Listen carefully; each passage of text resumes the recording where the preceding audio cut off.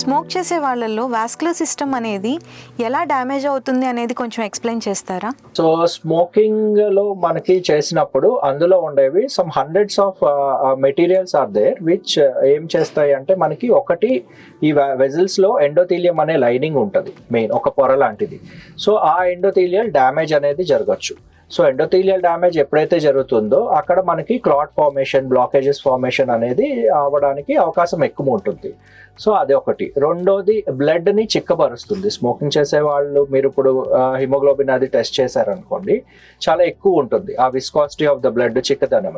So ఎప్పుడైతే చిక్కగా అవుతుందో బ్లడ్, సో అది వెళ్ళి బ్లాకేజెస్ ఏర్పడవచ్చు లేదా సర్క్యులేషన్ అంతా అబ్నార్మల్ అవ్వచ్చు.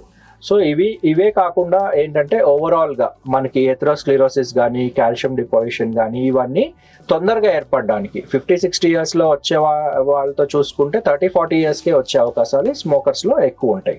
ఇంకోటి స్మోకర్స్ లో మోస్ట్ కామన్ గా చూసే కండిషన్ ఏంటంటే బర్జెస్ డిసీజ్ ఆర్ టీఏ అంటాం.